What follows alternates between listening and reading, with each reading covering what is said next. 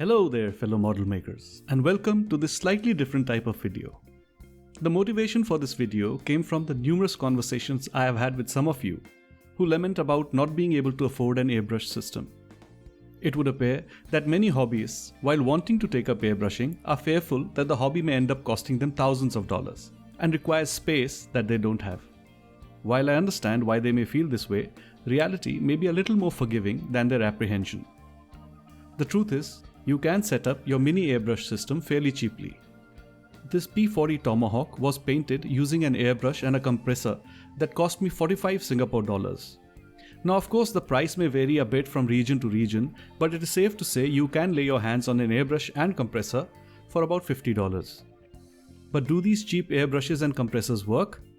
Well, while they lack the quality, accuracy and the finesse of better known brands, as far as I am concerned, these cheap kits made by our good friends in China are good enough to get you started in the hobby. And how you can do that is what I intend to show in this video. So let's get cracking. Here it is, my under $50 airbrush setup. I went online and bought the cheapest one I could find. The box is plain, no brand or anything. Inside, decently packed parts.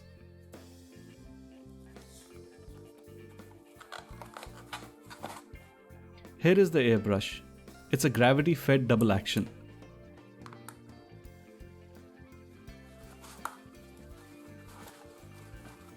The mini compressor with an on and off button and a knob to set the air pressure.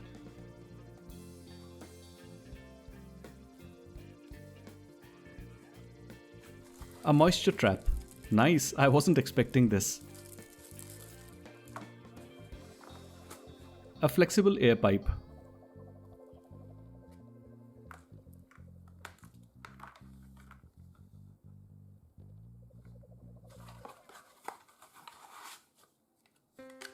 A power supply or adapter.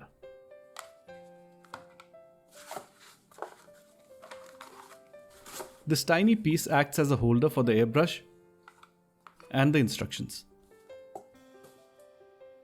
I set up the airbrush, which took just a few minutes.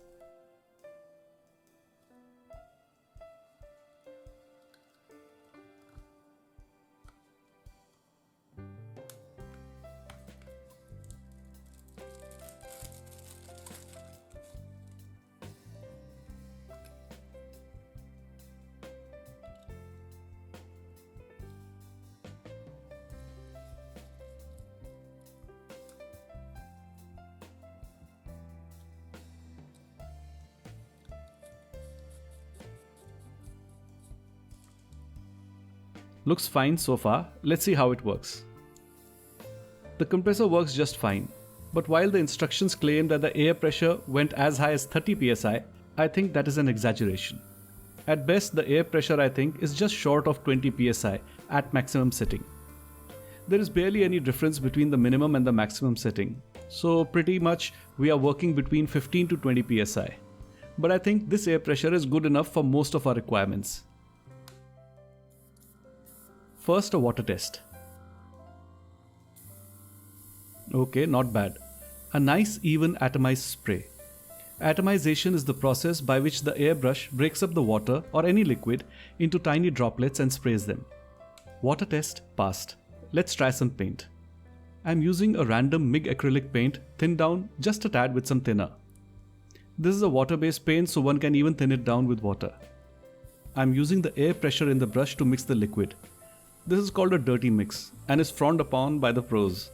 But my laziness forces me to take shortcuts. Sorry about that. For your information, one is supposed to mix the paint and thinner in a small disposable cup or something and then use it.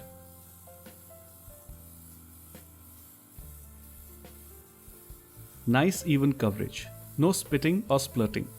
Not bad, considering the price. And what is more, I feel it will work just fine for painting models. It may come up short for really fine work, but then modeling doesn't really need super fine work, especially if you're starting off. And here is the kit, Academy's 48 scale Tomahawk 2B, Ace of African Front. A really nice kit with good detailing and a nice easy fit. But the main reason I chose this kit is because we can try a soft edge paint scheme on it to see how the airbrush performs. Let's quickly put together the cockpit and get painting.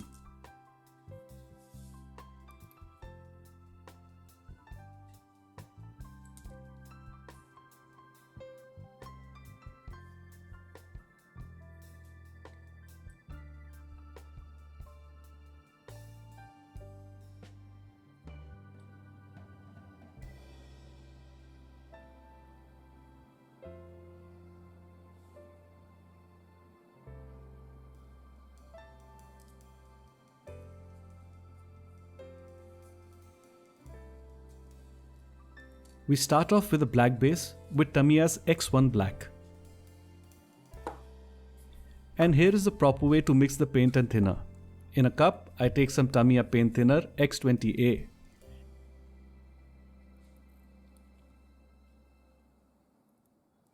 Add some black paint about 50-50 and mix.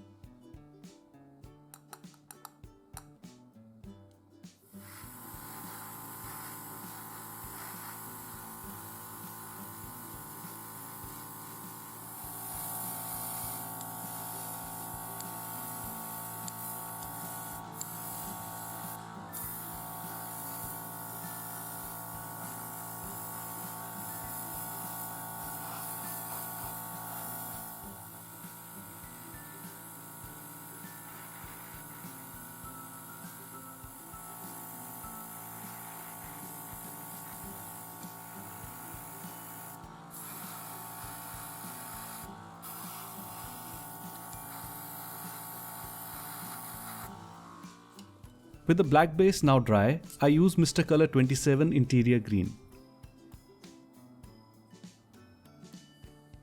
Once again, mix in the cup, this time with Mr. Color Thinner.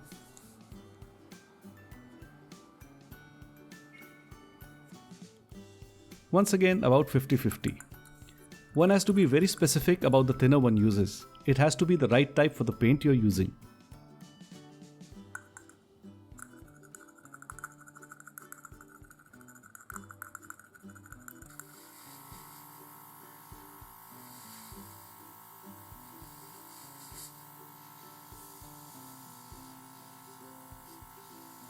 As you can see, I am not giving the part a flat coat of paint. Rather, I am trying to paint the center of the parts more than the sides. This gives the part natural shadows.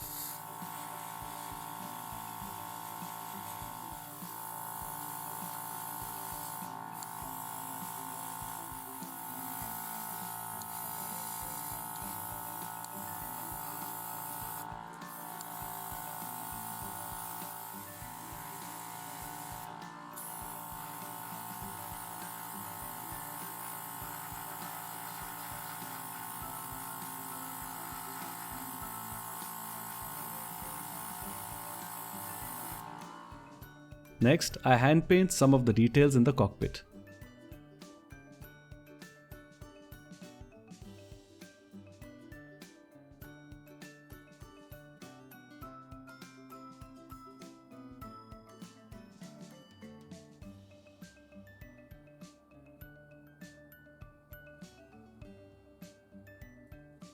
A dry brush with some metallic paint for the instrument panel to bring out the details.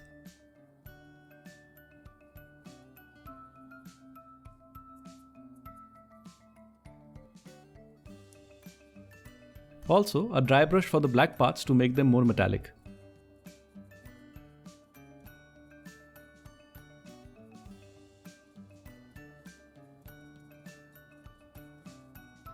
Now to put the spinner together and paint it.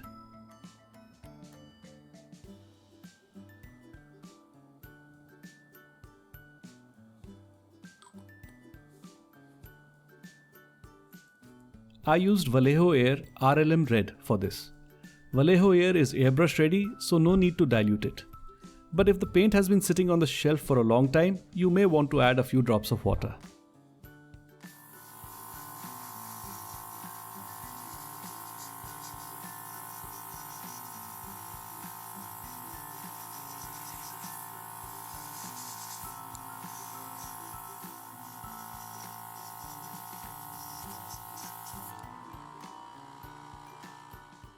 Now to put the fuselage together.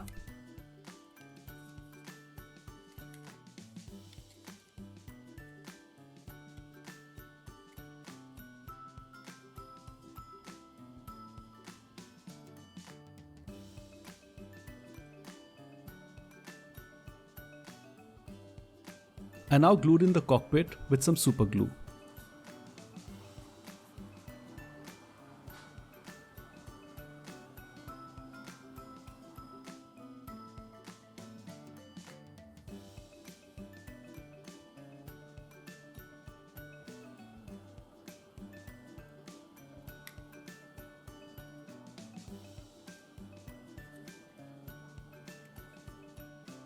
The wings are glued together and then to the fuselage.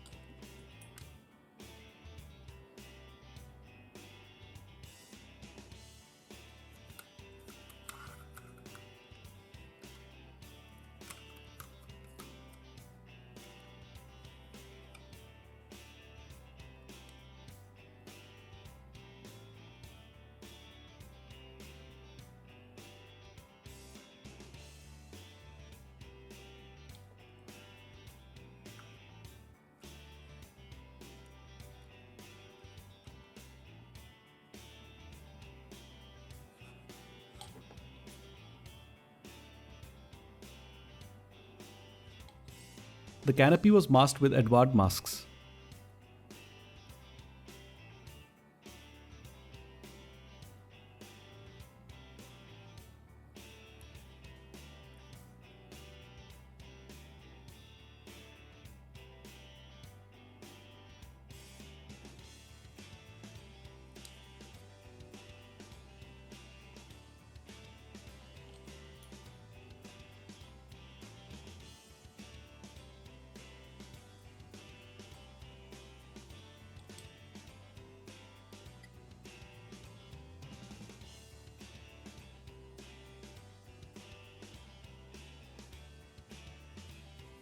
With most of the build done, I cleaned up the kit with a paper towel moistened with alcohol. If you don't have alcohol, you can use soapy water and then clean water. But the kit must be cleaned before painting for a good smooth finish. The canopy is now painted with the same Mr. Color interior green as the inside of the cockpit, so that the canopy interior matches the rest of the cockpit.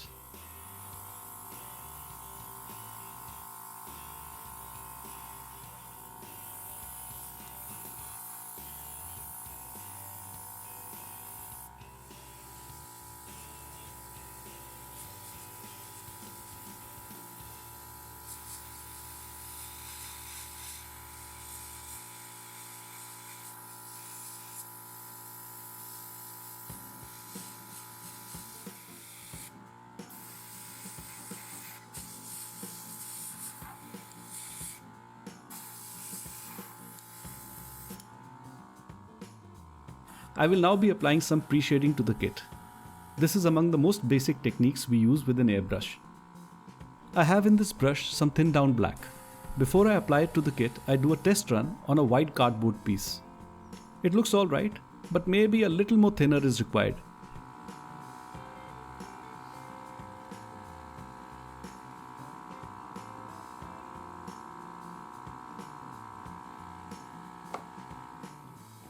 Now to paint along the panel lines of the kit.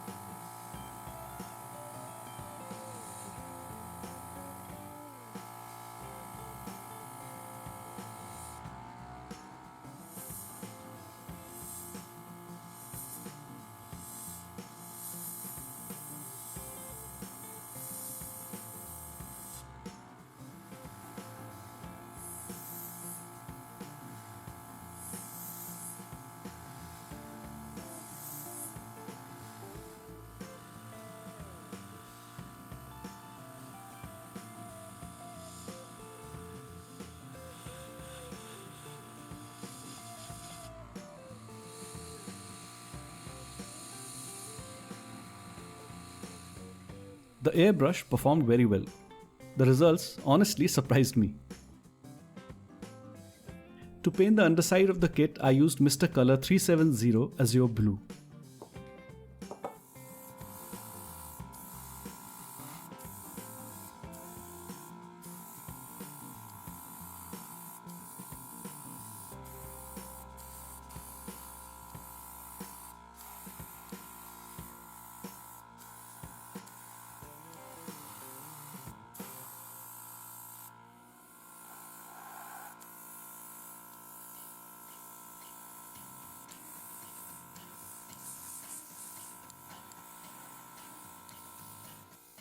I paint the inside of the panels first and then gently mist over the panel lines and the pre-shading.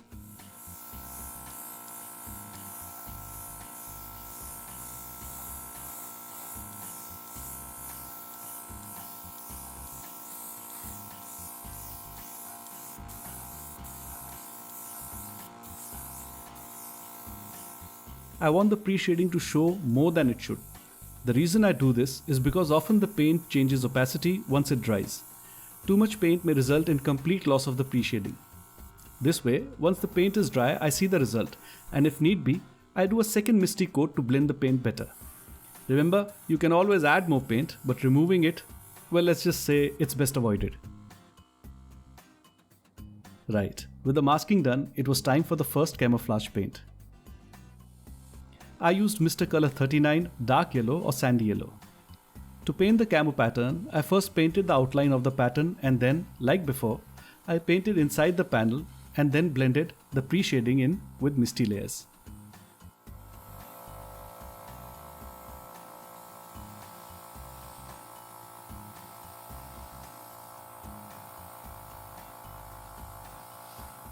A minor problem here. The compressor keeps walking away, rather crawling away.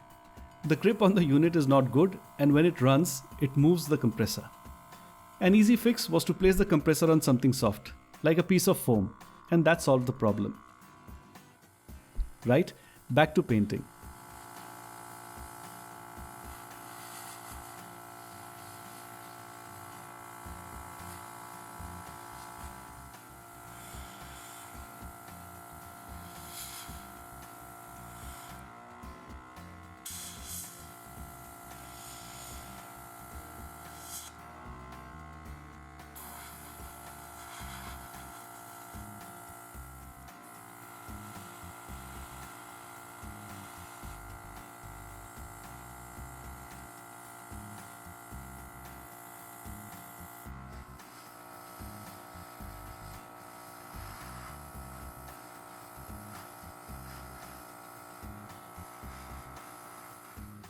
The second color I used was Mr. Color 369 Dark Earth. Same process, panel first and then the blend. One has to be a little more careful with dark colors as the pre-shading can be lost easily. Also, if there is some unevenness in the pre-shading showing through, leave it like that. I personally feel that some variation looks good and everything need not be perfect.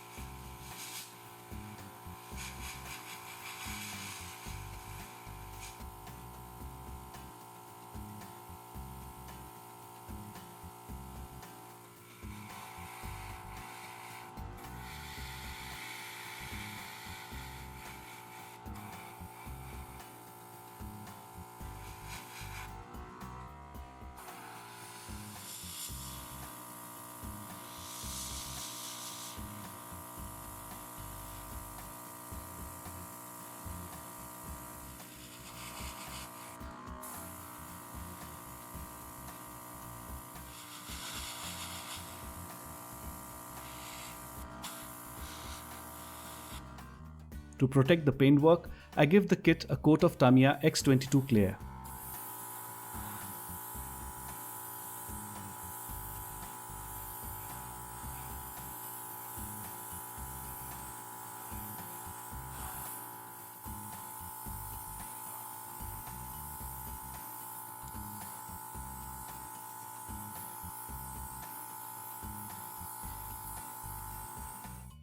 Once the clear varnish was dry, I fixed the decals. I used micro salt to soften the decals.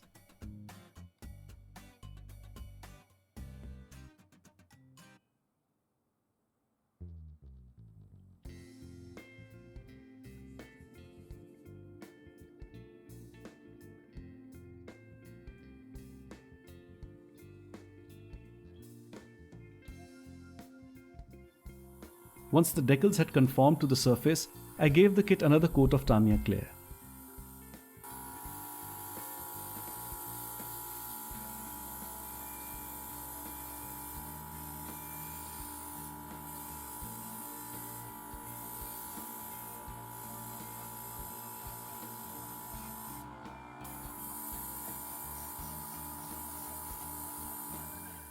I now gave the kit a panel line wash with some oil paint. I diluted some black oil paint with turpentine, and then this was used as a pin wash.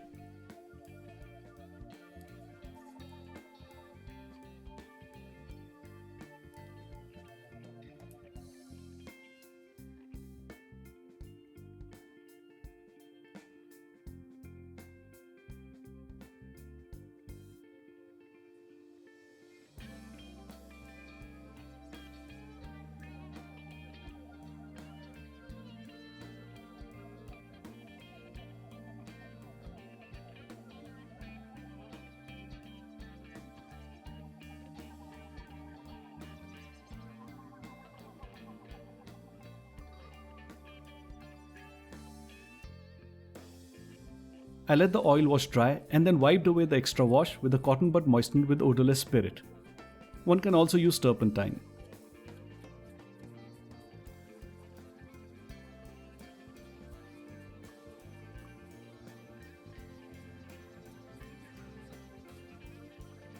I now gave the kit a coat of matte varnish to blend everything together and to bring down the shine to a more realistic level.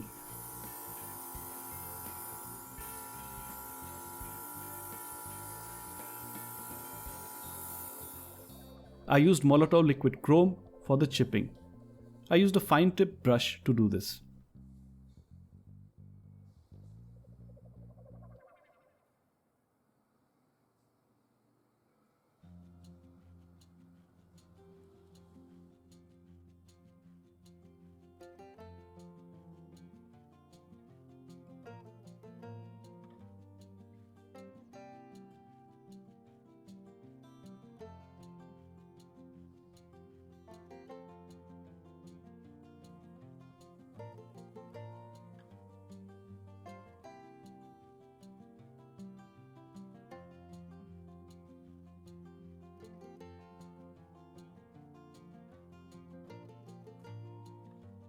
In some places, the chipping was built up with a sponge and the liquid chrome.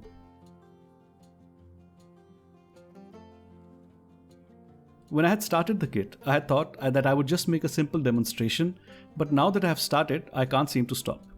At this stage, the kit was pretty much done, but I thought why not see how well the airbrush performs in post-shading. So I loaded this AK Interactive Light Rust and started building some smoke stains and such.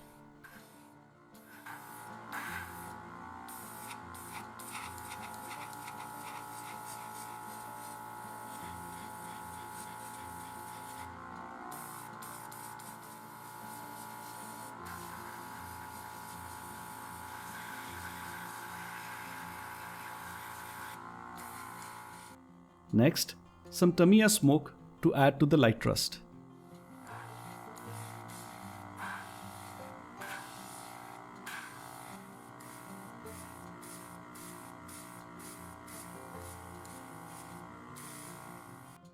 And lastly, some diluted black.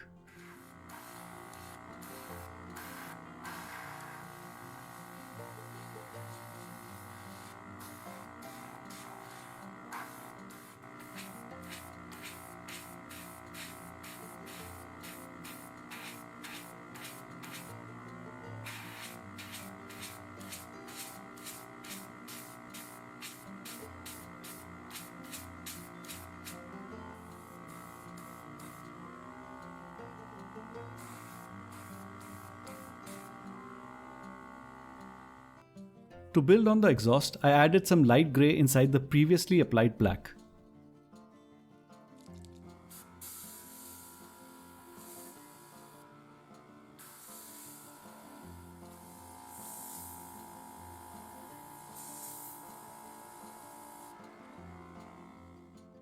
And here it is, fellow model makers. A kit painted with an airbrush and compressor that cost less than 50 Singapore dollars. There was a time when even the cheapest airbrush was hundreds of dollars. Not anymore. And I think a cheap kit like this is a very good place to start and acquaint yourself with using an airbrush. They're not the best, but definitely good enough to provide a launching pad in this hobby. Also, you won't get a heart attack if you break one of these, which, when you start off, you will. Believe me.